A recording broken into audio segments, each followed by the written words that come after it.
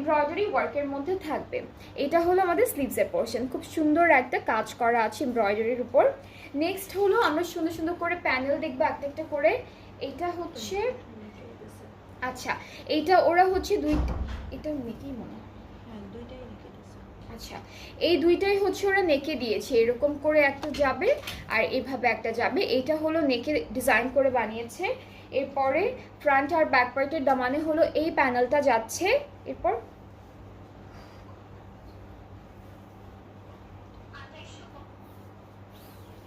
আচ্ছা, এটা দুপাট্টাটা কিসের? এটা হচ্ছে সিল্কের, মিডিয়াম সিল্কের মধ্যে।